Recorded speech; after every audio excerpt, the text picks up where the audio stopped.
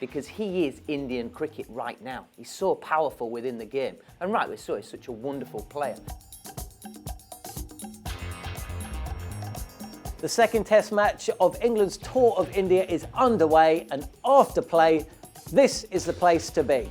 Alongside me for the test match is former England spinner Gareth Batty. He's got plenty to say about England spinners, as well as a brilliant knock from Rohit Sharma. Use the comments section below this, and also don't forget, like and subscribe. That's Rohit Sharma's century, and Virat Kohli leads the cheers from the Indian change room. Gareth, I've done this job for a while now, and at times in that Rohit Sharma innings, I was struggling to think of a better innings that I've seen. Got a bit nervy in the 90s, that pulled it back a little bit, but wow, I mean, what can you say about a truly brilliant knock and a truly brilliant player? I think any professional out there watching that guy go about his business, you're just in awe of how easy he makes it look. It's almost like you're purring.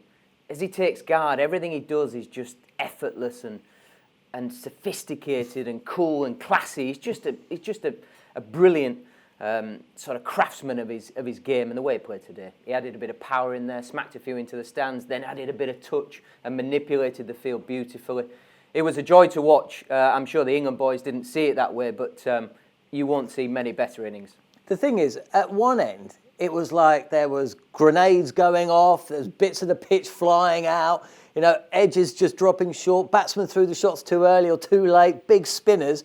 And then at the other end, when Rohit was at bat, he was like he's having a country stroll. It was a Sunday afternoon, you know, he was just whistling to himself. I mean, the difference was marked, wasn't it? It was almost like a ballerina dancing through no man's land. Never got anywhere near a mine, never looked like taking a bullet. He just made it look so simple, so easy.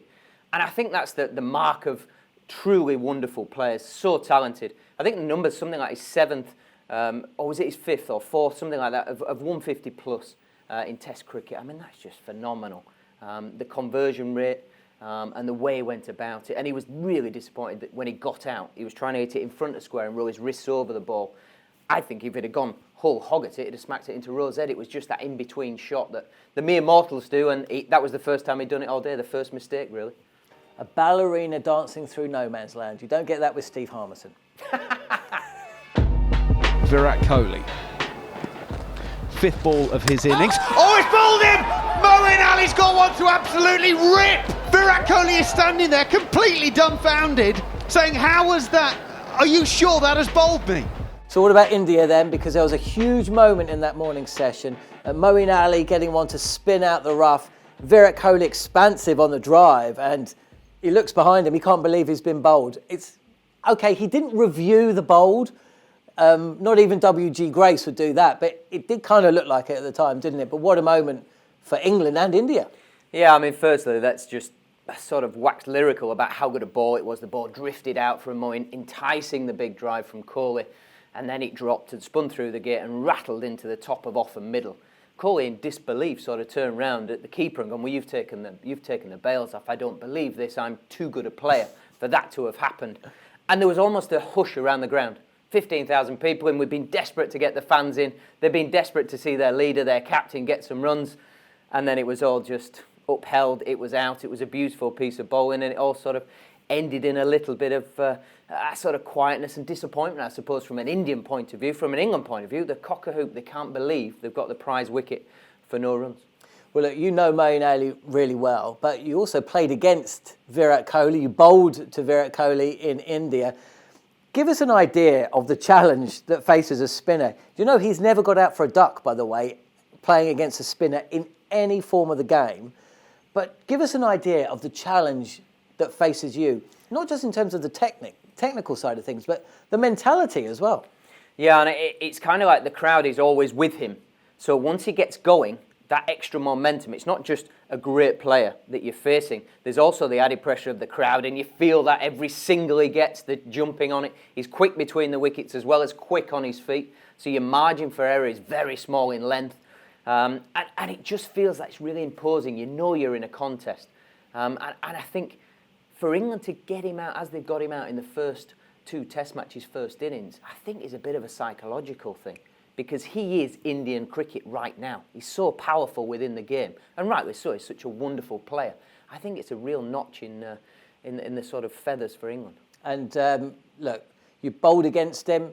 He nearly joined Surrey, didn't he? I'm a Surrey fan. You're Surrey captain. I mean, what would it have been like to have him in your dressing room? Well, it was pretty much the year after we'd been to India, 2017, I think, 16, 17 years. I'm getting a bit old to remember exactly. And I'd sort of spoken to him a little bit during the series, and then after the series, I just said, "Oh, it's my benefit here. Would you just, do me a favour and sign me some stuff?" Which the greats don't often do that. And he called me up, said, "Yeah, come round." Blah blah blah. Went to his hotel room. He signed up. I'm sitting there thinking, "Brilliant." The great man signed me something, whatever, and then he didn't finally come in the end because of a wrist injury, and the BCCI obviously said, "We can't risk you making that worse." I don't know what toll was coming up, but he's so intricate and integral to the Indian setup, full stop, not just his runs. They weren't going to risk it, which would have been amazing for us, but you never know. He's still a Surrey player as far as I'm concerned. Well, if it's good enough for you, it's good enough for me. That's Gareth Batty on Virat Kohli. What about Akash Chopra on the changes that India brought to their first 11 for this test match? Not surprised too much, to be honest. I was expecting Kuldeep Yadav to play. He is playing. Yes, it was a tough call to leave out Washington Sundar after what he did with the bat, but the right decision was to play a bowler because you pick your bowlers on their bowling abilities and not on their batting abilities, and Washington wasn't impressive. So I'm not surprised with the bowling, or rather the changes. Bumrah, of course, that workload management, I think that's the thing that's going around. So England making 4 changes to their 11, India making 3. Now, bats, as we heard from Akash, and he kind of predicted it, Kuldeep Yadav coming in, and Axar Patel. So they're changing to the spinners, Washington, Sundar and Nadeem missing out. And then we were all gobsmacked. Jasprit Bumrah not playing in the test match. Mohammad Siraj getting a go. Then we watched about 20 minutes of the action and thought, OK, we can see why they've given Bumrah a bit of a break. But we haven't seen Axar or Kuldeep bowl yet, but we've covered them on talkSPORT 2 on the IPL. So give us a little bit of your thoughts about the challenges they're going to pose the England batsmen. Yeah, look, you should never judge a pitch until you've seen both teams, first and foremost, bowl on it, we should say. But we've got a left-arm wrist spinner in Yadav who spins it both ways. Predominantly in the white ball game, we see him more sort of threatening going across the right-handed batsman. So his wrong hand being a little bit more sort of powerful and thing that he uses more, trying to get people running down the wicket and doing them on the outside edge. Whether we will see something different with red ball cricket, spinning it into the right-handed batsman to try and bring the pads and the stumps into play, which we know is vital in India. The exciting one for me, not as an England fan, but as an Indian fan and as a spinner, I'm watching Axar Patel. I think he's got all the credentials on this surface to be the man. He bowls a little bit wider of the crease. He's nice and tall in his action, and he's direct. He spins the ball. I think he could be a real handful on a pitch that we've seen take turn and bounce. Well, we'll keep an eye on that. But one man who has been in and out of the side himself, it's incredible when you consider the innings that we saw today. Rohit Sharma has played just 36 test matches in the best part of 8 years. How is that possible? Well, we asked talkSPORT 2's resident analyst to give us the answer. So the problem with being Rohit Sharma is that when people watch you, it all looks so easy and they just assume that you should be able to make runs whenever you want to. Think of David Gower or Mark Waugh. When a batsman has that much time, and he does have so much time, there was a point today where Ollie Stone was bowling to him and his front foot was down seemingly before the ball was bowled. People just expect you to make runs, but obviously that's not how it works. So Rohit Sharma, people seem to lose patience with him again and again when it came to Indian cricket. And then he became, well, no-hit Sharma, as the Indian trolls took to him on Twitter for the longest time. So you had a situation where everyone was laughing at him, he wasn't making enough runs, and on top of that, India just have like a million middle order players. Like literally, you go down to a Maidan in Mumbai right now, you'll probably find someone who can average 40 batting at number 5 for India in the middle order. Rohit had to fight all of that sort of stuff, and just the perception of him. Realistically, he's always been a good player, he's just never had a good run of Test cricket where he's made runs consistently. Of recent times, he's looked like the closest to that. This is another level of Rohit Sharma, and this is why India keep persisting with him, even though he's never made that many runs before. Well, it truly was something special from Rohit Sharma. And when you're commentating on Indian cricket from the UK, well, you need something special to get you out of bed at 2:30 in the morning.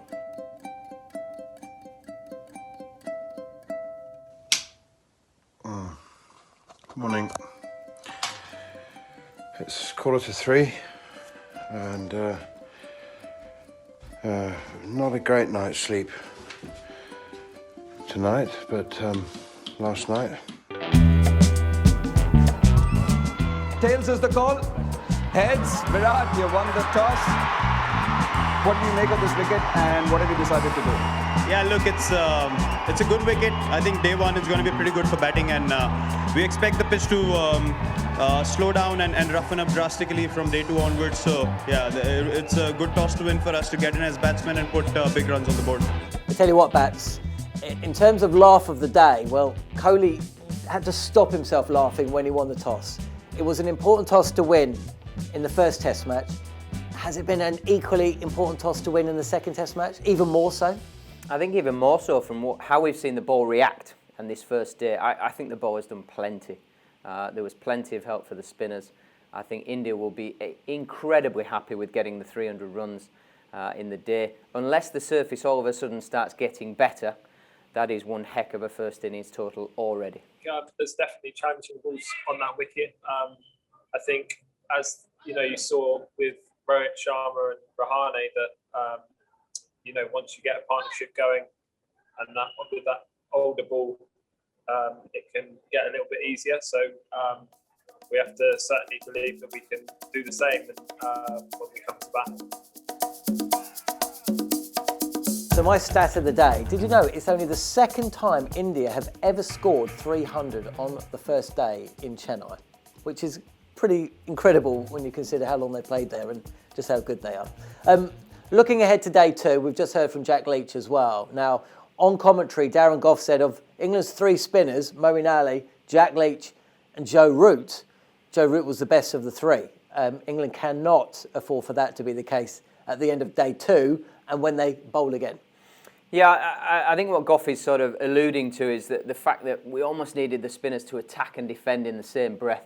So be able to contain the batsman, and with the extra bit of help that we're seeing already on day one on this surface, if you bowl a lot of balls in a good area, you will get one to turn, you will get one to spin, you will get one to bounce. All the little things, just keep them really simple on a pitch that's offering, and just bowl lots of balls in a good area. And we possibly didn't do that as well as we could have done. Brilliant stuff. Well, look, Gareth Battle will be back following day two's action in Chennai. Outside Edge is the place to be following play throughout this series. And don't forget, use the comments section below, like and subscribe. And thanks for watching.